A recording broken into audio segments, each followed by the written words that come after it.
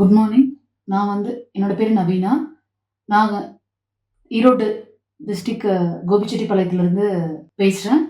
நான் வந்து சுரேஷில் வந்து ஆன்லைன் கிளாஸ் ஜாயின் பண்ணியிருக்கேன். இதுக்கு முன்னாடி நான் ஆஃப்லைனில் படிச்சிருக்கேன்.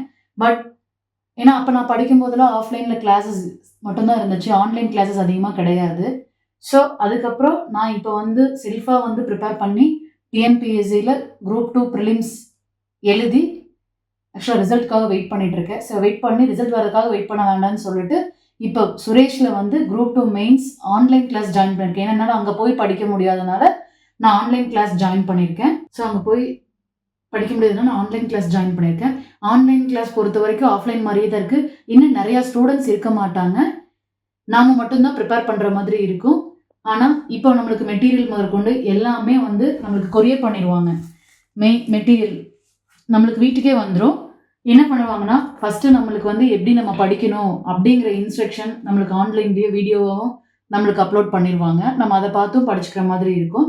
அதுக்கப்புறம் நெக்ஸ்ட் என்ன பண்ணுவாங்க அப்படின்னா ஒவ்வொரு டெஸ்ட்டாக ஒட்டுக்கா மெட்டீரியல் அனுப்பாமல் நம்ம 1 by 1 ஒவ்வொரு டெஸ்ட்டாக அட்டன் பண்ணுற மாதிரி நம்மளுக்கு ஃபஸ்ட்டு சிலபஸ் அந்த இது எப்படி படிக்கணும், எத்தனை டெஸ்ட் இருக்கும், அந்த மாதிரி சிலபஸ் எல்லாமே நம்மளுக்கு ஃபஸ்ட்டு ஒரு ஐடியாக்காக அந்த சிலபஸ் ஷெட்யூல்லையும் நம்மளுக்கு வந்து அனுப்பிச்சிருவாங்க. நம்மளுக்கு ஆன்லைன்லேயும் பிடிஎஃபாகவும் கொடுத்துருவாங்க, ஆஃப்லைன்லேயும் நம்மளுக்கு வந்து பிரிண்டட் மெட்டீரியலாகவும் தந்துடுவாங்க. ஸோ அதுக்கப்புறம் என்ன பண்ணுவாங்கன்னா ஜஸ்ட் இப்போ ஸ்டடி மெட்டீரியல் கொடுப்பாங்க.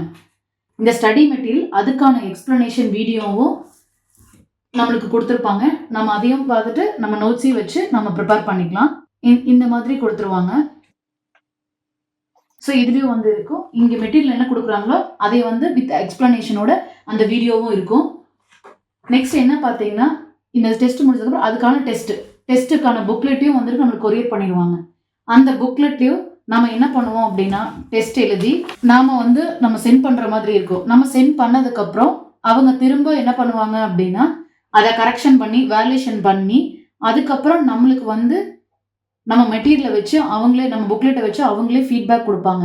நமக்கு ஃபோனில் வந்து அந்த ஃபீட்பேக் கொடுப்பாங்க. அந்த ஃபீட்பேக் கொடுத்ததுக்கப்புறம் அந்த இதை புக்லெட் அவங்க மறுபடியும் திருப்பி நம்மளுக்காக திரும்பவும் நம்மளுக்கே நம்ம புக்லெட்டை கொரியர் பண்ணிடுவாங்க. ஸோ இது எல்லாமே பண்ணுவாங்க. இதுக்கப்புறம் என்ன பண்ணுவாங்க, அப்பார்ட் ஃப்ரம் இது இல்லாமல் நம்ம வீட்டில் நம்ம குழந்தைங்களுக்கு நம்ம எப்படி ஒரு சிங்கிளாக சொல்லித்தரோமோ அந்த மாதிரி மென்டர் ஒருத்தரை போட்டிருப்பாங்க. அவங்க வந்து நம்ம கரெக்டாக படிக்கிறோமா இல்லையா அப்படிங்கிறத ஃபாலோ பண்ணிகிட்டே இருப்பாங்க. நம்ம படிக்கலைன்னா ஜஸ்ட் படிக்கலையா அப்படிங்கிற ஒரு இதை மட்டும் விட்டுறாமல் ஃபோன் பண்ணி எதனால் நம்ம படிக்கல, படிங்க உங்களால் முடியும் அப்படிங்கிற அளவுக்கு மோட்டிவேட் பண்ணாங்க. ஏன்னா நான் ஃபஸ்ட்டு என்னோட பர்சனல் எக்ஸ்பீரியன்ஸ் என்ன அப்படின்னா நான் ஃபஸ்ட்டு என்ன பண்ணேன் அப்படின்னா எனக்கு வந்து மெயின்ஸ் ப்ராக்டிஸே கிடையாது. இவ்வளோ படிக்கணுமா நம்ம வந்து என்னென்னா ஒரு இதாகவே படிச்சிருப்போம்.